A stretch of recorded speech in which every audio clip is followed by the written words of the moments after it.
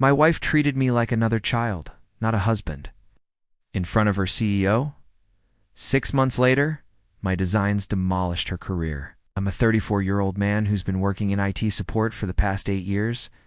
It's nothing fancy, but it pays. The bills. I met my wife, Clara, who's 32, back in college. At that point, I was on a much different path.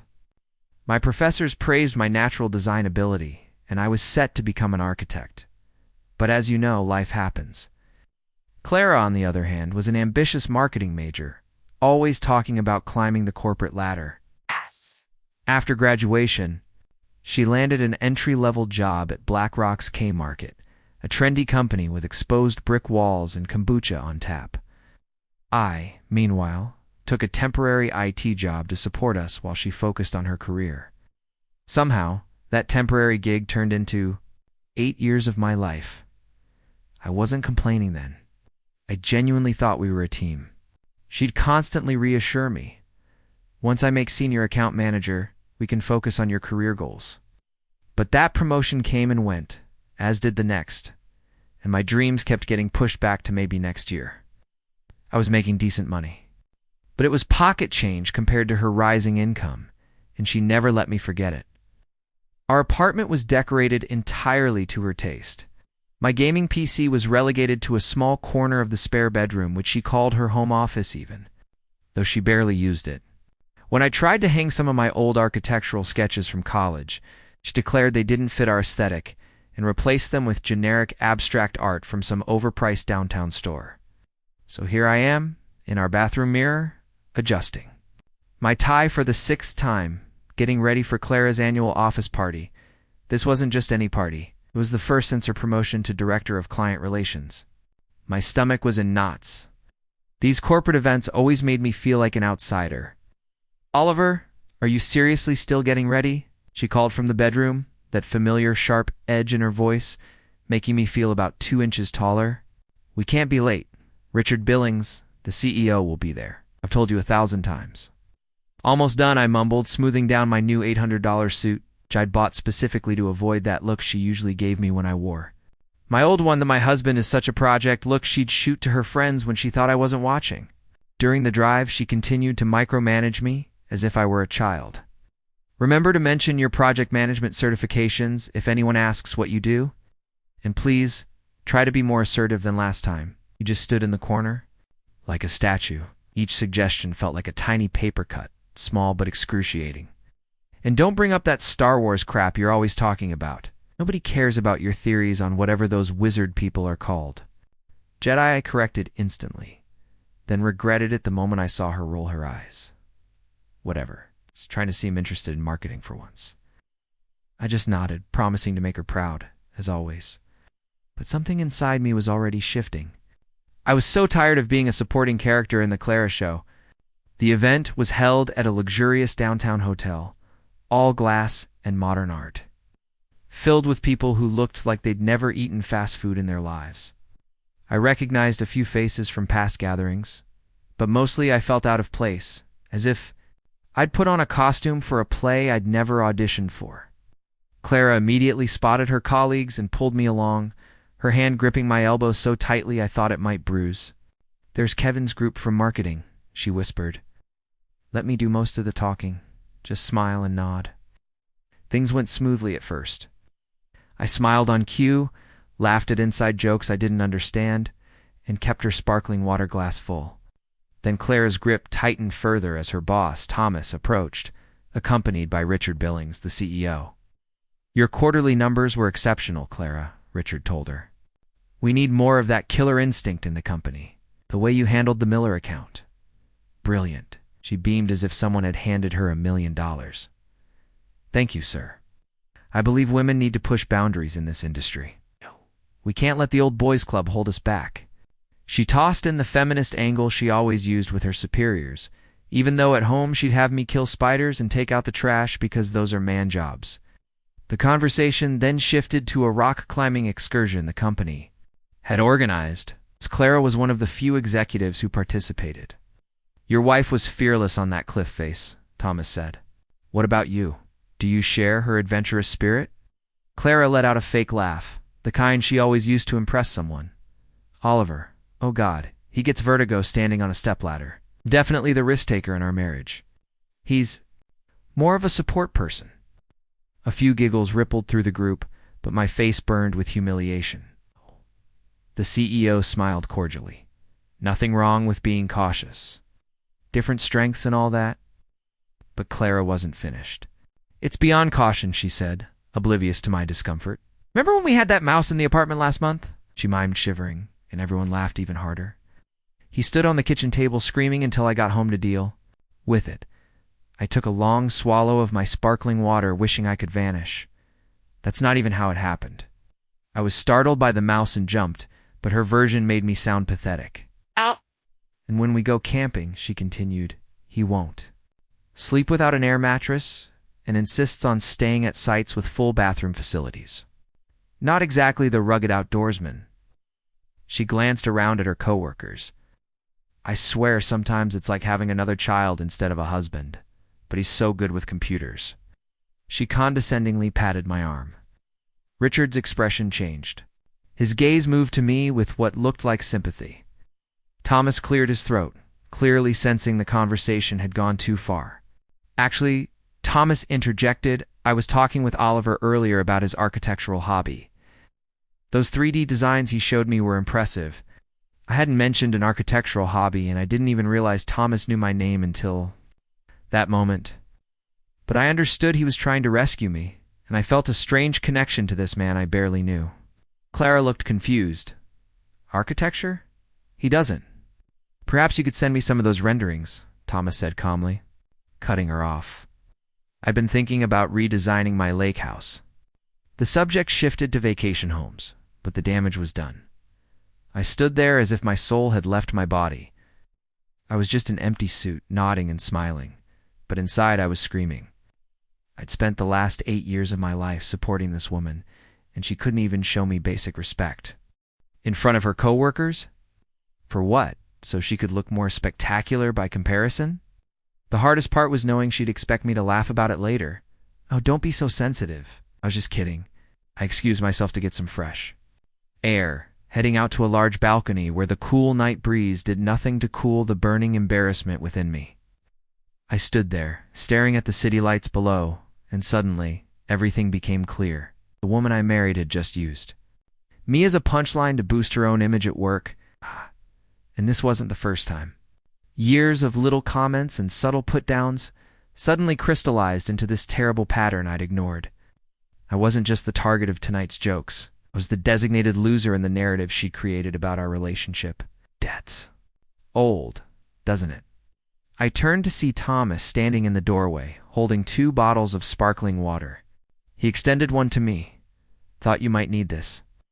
I nodded, grateful for both the drink and his understated sympathy. Thank you, and thanks for the imaginary architectural hobby. He leaned against the railing beside me.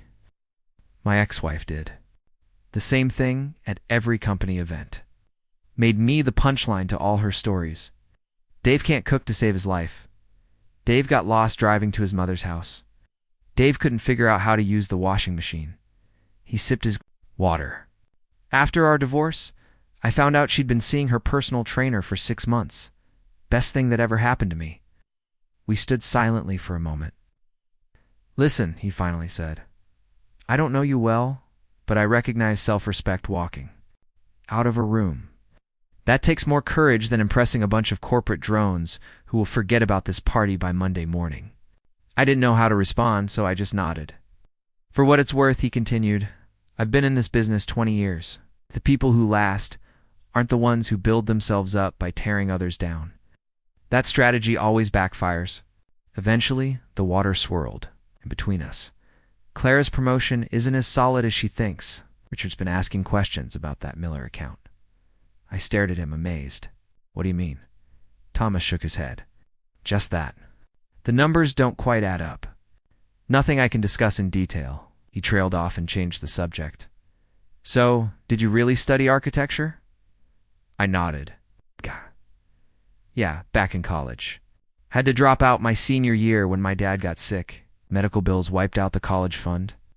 I was going to go back, but then Clara's career took off, and it just never seemed like the right time. Thomas nodded thoughtfully. Funny how we put our dreams on hold, thinking it's temporary, and then wake up one day to realize years have passed. Yeah, I replied, a lump forming in my throat. Funny. The balcony door opened and Clara appeared. She was clearly annoyed, but tried to mask it with a fake smile. There you are. Everyone's wondering where you went. Our gaze shifted between me and Thomas, narrowing slightly. Is everything okay? Just getting some fresh air and having a fascinating conversation. Thomas said before I could respond, Oliver was telling me about his background in architectural design. Really innovative perspectives. Another imaginary interest. But this one felt different. Less like a rescue, more like potential. We should get back inside, she remarked to me, her grin barely reaching her eyes. Richard's wife was asking about you. Actually, I continued, finally finding my voice. I think I'm going to head home. Her smile vanished. What? You can't leave now? We've only been here 2 hours. I'm not feeling well. It wasn't entirely false. My stomach had been churning since her performance inside. Don't be ridiculous, she muttered, moving closer and lowering her voice. This is important for my career. You can manage a few more hours. Stop being so sensitive. Thomas cleared his throat. Perhaps I should give you 2 a moment, he replied, but didn't move to leave. No need, I said, putting down my water bottle. I ordered an Uber, and it should arrive any minute. I hadn't, but I would as soon as I got downstairs. This is so typical, Clara whispered, her voice sharp enough to break glass. The one time I need you to be supportive, you're running away because your feelings got hurt. I swear men are. So fragile sometimes. Something inside me clicked, and a quiet certainty replaced the confusion and hurt. I straightened my shoulders and looked directly at Clara. I've supported you through 3 promotions, 2 career changes, and countless late nights at the office. I've attended every function, remembered every colleague's name, and never once complained about being left alone on holidays when you had to work. I put my own dreams on hold for 8 years while you built your career. I took a breath. But tonight, you didn't ask for my support. You used me as a prop to make yourself look better. Her cheeks reddened. You're overreacting. It was just harmless joking around, was it? I asked quietly, because from where I'm standing, it felt like you were telling everyone that. Your biggest accomplishment was succeeding despite being married to such a pathetic loser. Her gaze faltered and fell to the floor. And I saw something I hadn't expected, uncertainty disguised as confidence. Fear veiled as ambition. I'm going home, I said gently this time. We can talk tomorrow. As I turned to leave, Thomas extended a hand. Good meeting you properly, Oliver. Hope you feel better soon. I shook his hand, surprised by the firm grip and the business card he effortlessly presented to me. Call me if you'd like to grab coffee sometime, he said. I mean it about those designs. When I returned, the apartment was quiet. I removed my suit, the expensive costume I'd worn to fit into her world, and stood in the shower until the hot water ran cold, letting it wash away the evening's humiliation. Sleep didn't come easily. Kay lay there, replaying years of subtle slights. The way she'd interrupt me when I talked about something I was interested in. The way she rolled.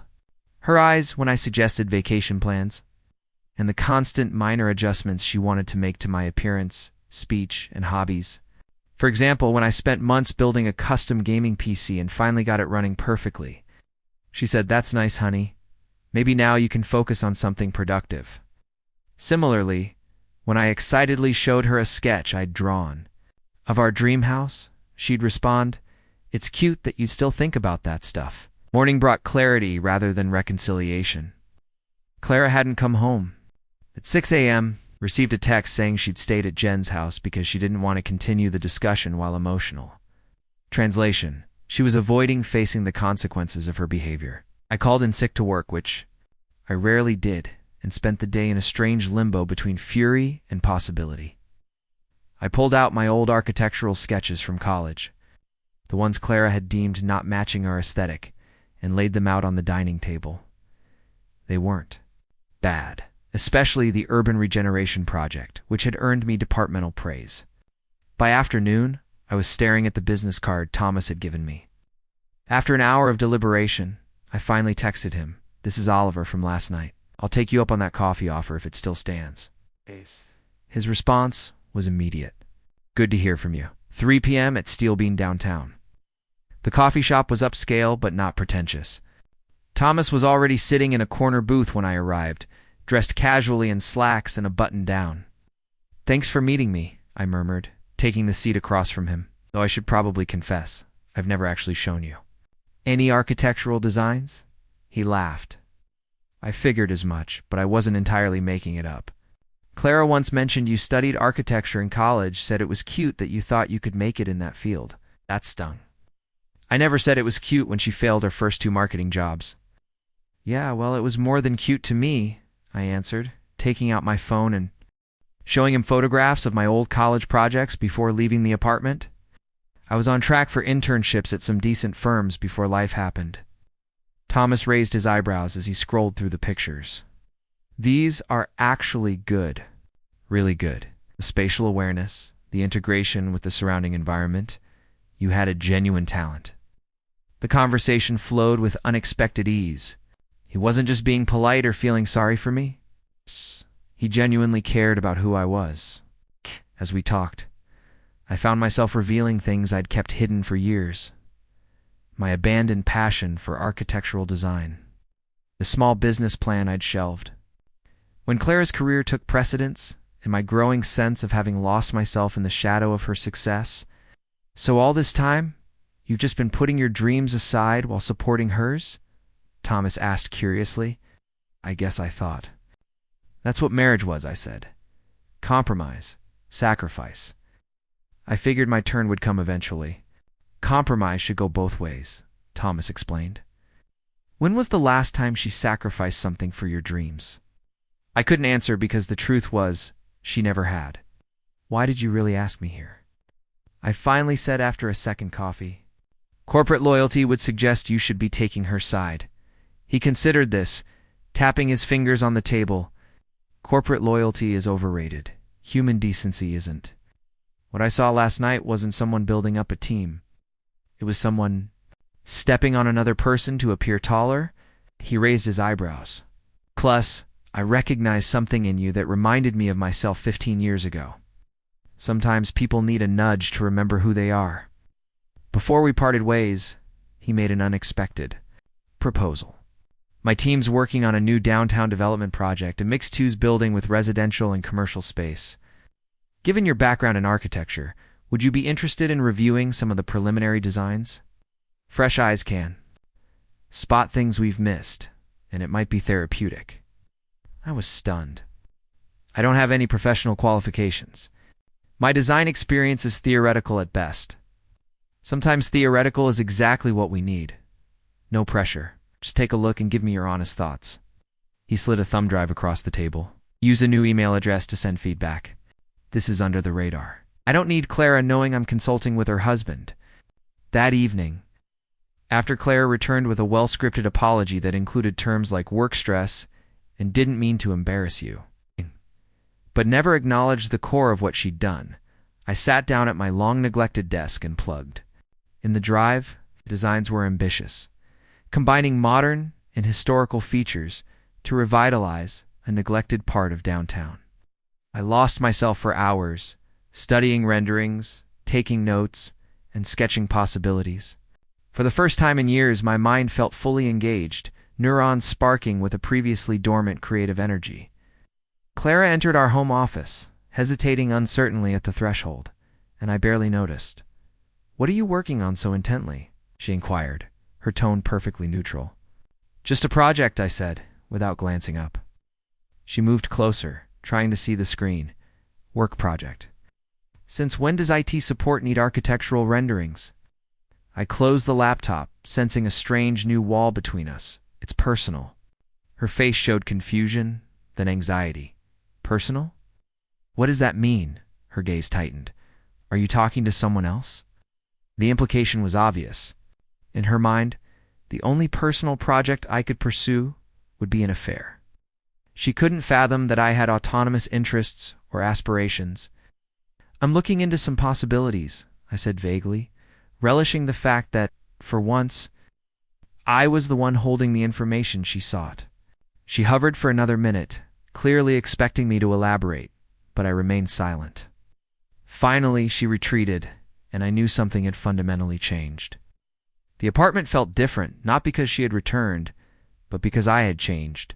Since leaving for the party 2 nights ago, I reopened my laptop and started writing an email to Thomas, signing it with my name followed by architectural consultant.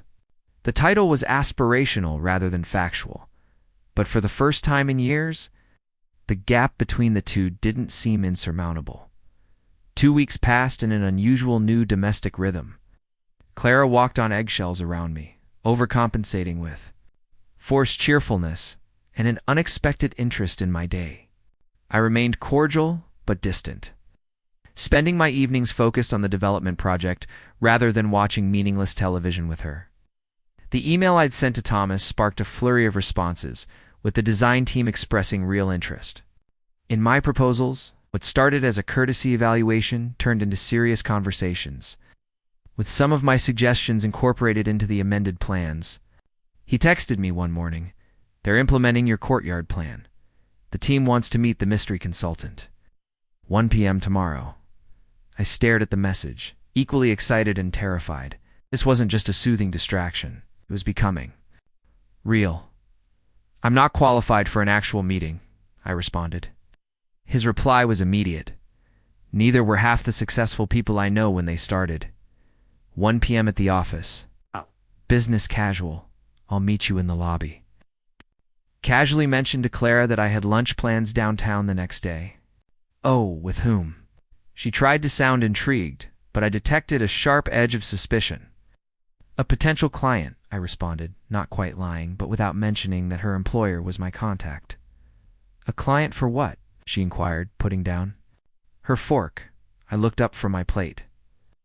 "I'm exploring some consulting opportunities in architectural design." Her fork paused halfway to her mouth. "Since when are you interested in architecture? And what kind of consulting? You don't have certifications?" "I've always been interested in architecture," I explained quietly. "We talked about it when we first met. I showed you my sketches." "That was a hobby," she scoffed. "You can't just suddenly decide to call yourself a consultant." "Actually, you can," I quipped, "especially when people value your input." I closed my laptop and stood up. I need to prepare for tomorrow. As I walked away, I could feel her staring at my back, trying to comprehend this new version of her husband, one with interests and objectives beyond supporting her career. The next morning, I dressed in my best business casual outfit. Not the suit she'd chosen for me, but clothes I felt good in. As I was about to leave, Clara appeared in the doorway. "Exactly are you meeting with?" she asked, no longer concealing her suspicion. "A development team is interested in my design perspective," I said, reaching for my portfolio, which I'd spent the entire night assembling, filled with old college work and new ideas for the downtown project. This doesn't make any sense. She insisted. "You work in it? You've always worked in it." "I worked in it to support us while you built your career," I corrected her. "But that was never my passion. You knew that." As I walked toward the door, she yelled after me, "Is this about the party? Are you trying to punish me?" Paused with my hand on the doorknob. "Not everything's about you, Clara. This is about me reclaiming something I lost." The corporate headquarters was intimidating, 60 stories of dazzling glass and steel. I straightened my blazer in the foyer, doubting my sanity for agreeing to this meeting. What was I thinking? Pretending to be a professional in a world where I didn't fit in? Thomas arrived on time, greeting me with a solid handshake. "Ready to impress some people?" The meeting room held 5 people, all dressed in that understated, expensive way that denoted serious achievement. My hands were clammy as I was introduced simply as the consultant who solved our courtyard challenge. "Walk us through your thinking," a gray-haired woman asked, gesturing at the graphics displayed on the wall. I took a deep breath and began, detailing the flaws I'd identified with the original design, the shadowing at certain times of day, the wind tunnel effect caused by the building orientation, and the missed potential for green space that would have increased property values and tenant happiness. As I spoke, my voice grew steadier. I fielded questions, sketched alternatives on the digital whiteboard, and even got into a passionate debate about the benefits of different materials. For 90 minutes, I forgot to feel intimidated. I forgot I wasn't formally qualified. I simply lost myself in the sheer pleasure of creative problem solving. After the meeting, the gray-haired woman approached me immediately, revealing herself to be the firm's senior partner. "Your perspective is refreshing," she remarked. "Most consultants tell us what we want to hear, but you told us what we needed to know." She offered me her card. "We have another project breaking ground in 3 months. Would you be interested in a more formal arrangement?" I felt dizzy with possibilities. I need to think about it, of course. But don't think too long. She said with a knowing smile.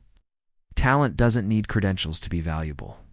Clara arrived home from work earlier than usual that evening, and I was reviewing the meeting notes. Something about her demeanor seemed off, a peculiar combination of rage and anxiety that immediately raised my concerns. "How was your meeting?" she said, her tone tense. "Productive," I answered cautiously. "Why?" Imagine my surprise. She began, throwing her bag onto the counter with a thud.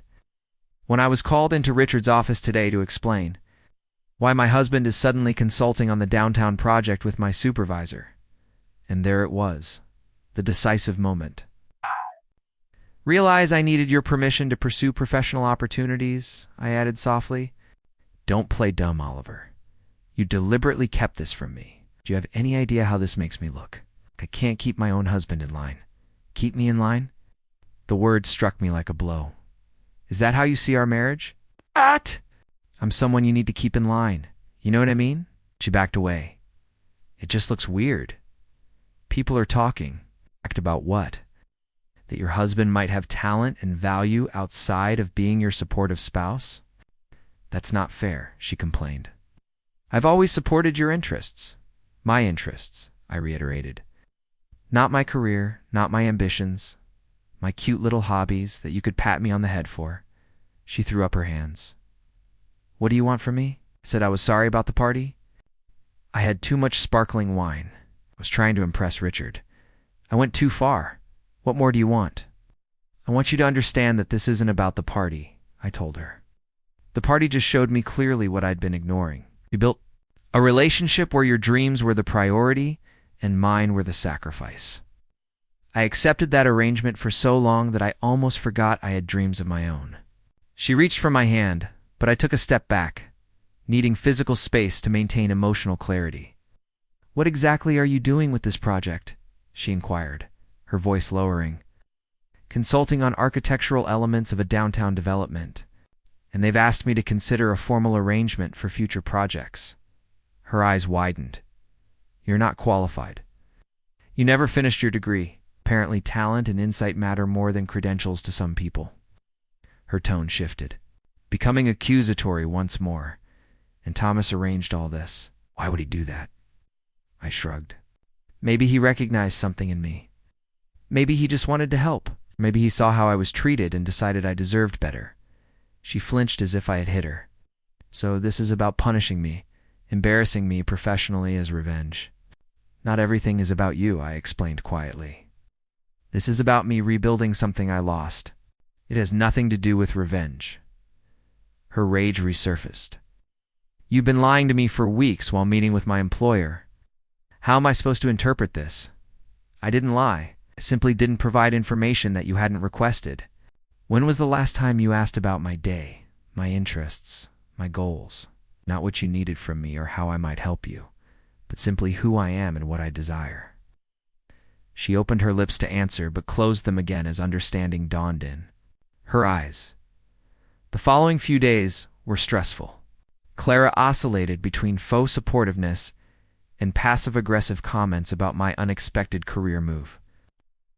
I could feel it in the way she furiously texted over dinner or took whispered phone calls in the bathroom. One morning, about a week after my meeting with the design team, I received an urgent text from Thomas. "We need to chat immediately, not over the phone."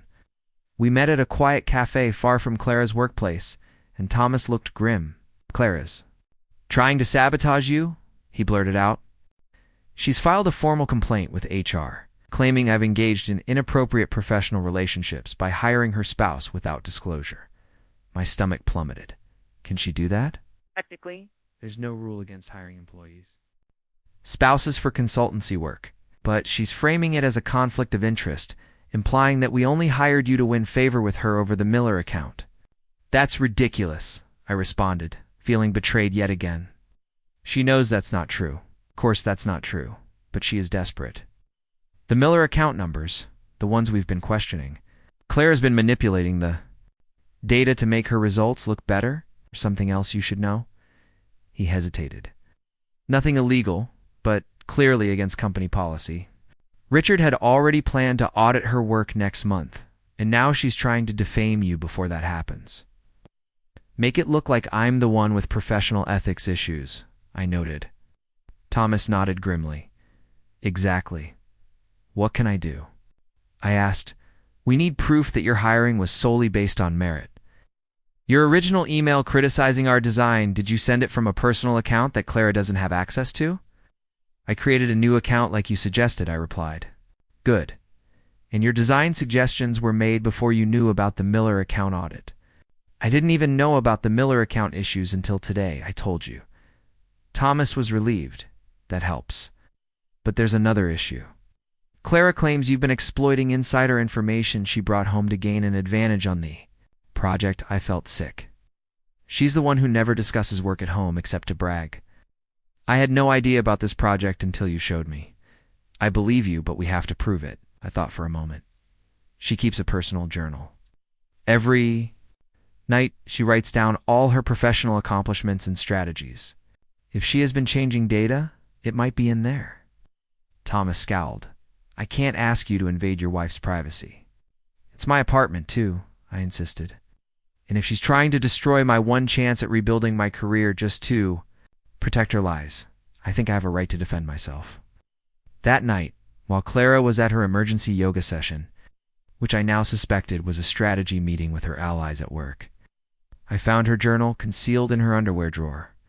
When I opened it, I felt a tinge of guilt, but that quickly vanished as I began to read.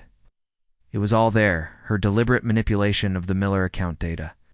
Her strategy to keep Oliver focused on my career by disparaging his architectural hobby, and most damning of all, entries from the previous week plotting to discredit Thomas before he could expose her lies. She wrote, Thomas thinks he's so clever using Oliver against me, but I'll make sure they both regret it. I took photos of the pertinent pages, my hands shaking with rage and betrayal. This wasn't just about the party. It was about years of purposefully suppressing my dreams to keep me as her loyal sidekick. The next morning, I texted Thomas the images with a simple message. Do what you need to do. 2 days later, Clara returned home in tears, her face blotchy from fury and embarrassment. You bastard, she screamed as soon as she saw me. You looked through my private notebook. You handed Thomas my personal writings. Do you have any idea what you did? I stayed calm. I know exactly what I did. I defended myself against your attempts to undermine my career, just as you have done for years. They have suspended me. She shrieked, pending a thorough review of the Miller account. Psh, my reputation is ruined? What is your reputation? Ah, I laughed bitterly. You mean the reputation you earned by lying about your accomplishments and trampling on others? What about that reputation? She dropped onto the sofa, abruptly shifting tactics, tears streaming down her cheeks as she looked up at me with those manipulative eyes I used to find appealing. Oh, Elle, please, she cried. You must help me. Tell them you misunderstood. Tell them I never intended to harm your career. You know how essential this work is to me? To us, I corrected.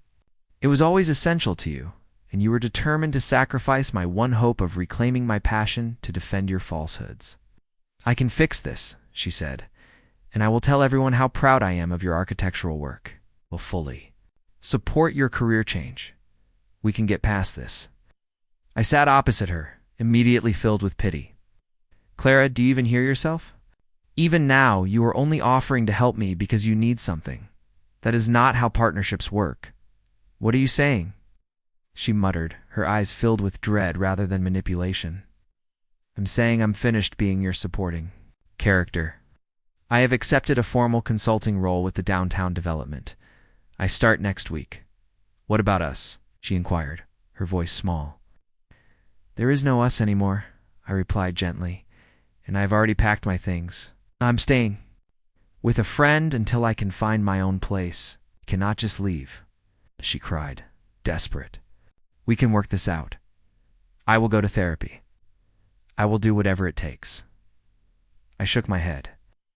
I've spent 8 years hoping you'd see me as an equal partner with my own goals. You had to face the consequences of your behavior before you could offer that, and only because you needed my support. That is not love, Clara. That is just self-preservation. Her expression stiffened, the veneer of vulnerability falling away. Fine, leave, but don't think it's over. I still have friends at the company. They'll see through the lies Thomas told them. They're not lies if they're backed up by evidence, I reminded her. In your own handwriting? She jumped up, her eyes burning. You think this makes you some kind of man? Sneaking around behind my back, rummaging through my personal items? You are nothing without me. Nothing. Who do you think paid for most of this apartment? Who kept us afloat when your pathetic IT job had layoffs 3 years ago? I picked up my duffel bag, strangely calm in the face of her fury. I guess we'll find out who I am without you. It's what scares you the most, isn't it? It's the idea that I might actually succeed on my own. As I approached the door, she called after me, her voice suddenly smaller. Oliver, please? I love you. I hesitated, feeling an odd combination of sadness and freedom. I think you love the idea of me, the supportive husband who never challenges your spotlight. But that person doesn't exist anymore. The door closed behind me with a quiet click that felt more definitive than any slam could have. It's been 6 months since I left that apartment in my former life. The downtown project is almost finished, with my courtyard design becoming one of the development's distinctive features. I've been hired as a full consultant for 2 additional projects. I'm taking night classes to finish my architectural degree. I wish I could say the transition went smoothly, but Clara didn't go down without a fight. She tried to turn mutual friends against me by telling them how I abandoned her over a little job issue. She even stopped by my new apartment once, oscillating between tears and threats. But the strangest part occurred 3 months after our split, when the company's internal inquiry was completed. Clara was fired for data manipulation, and on her way out, she appeared to have a complete meltdown in the foyer, according to pal Thomas, who witnessed the entire incident. She yelled that everyone would be sorry if she disclosed the truth about the conspiracy against her. 2 days later, I received this desperate email from her. Oliver, I need your help. They have ruined my credibility in the industry. Nobody will hire me. I realize I made mistakes, but I didn't deserve this. You understand how hard I worked? Please inform Thomas that I've learned my lesson. Tell them that I deserve a second chance. Without my career, I have nothing. Please. I did not respond. After 8 years of putting her needs first, I was finally able to focus on my own journey. A mutual friend informed me last week that Clara had to move back to her parents' home in Ohio. Her LinkedIn profile now lists her as a marketing consultant, which typically means she's unemployed. Meanwhile, senior partner at Thomas's firm has volunteered to sponsor me for an accelerated architecture program that will allow me to complete my qualifications in a year. I sometimes feel guilty about how things ended. I never wanted revenge. All I wanted was respect and the opportunity to follow my own aspirations. But then I remember all those years of subtle insults, the humiliation at the party, and her willingness to destroy my potential just to protect herself. The guilt quickly disappears after that. The greatest revenge wasn't exposing her falsehoods or watching her career crumble. It was about recovering my own potential, a part of myself that I had almost forgotten existed. And no matter what happens in my new career, I will never make myself small to make someone else feel big. If you're listening to this and see yourself in my story, if you've been putting your goals on hold to support someone who doesn't, reciprocate to remember that it's never too late to rediscover who you were meant to be. Sometimes the hardest thing isn't fighting against how others perceive you. It's about resisting the limited version of yourself that you've come to accept.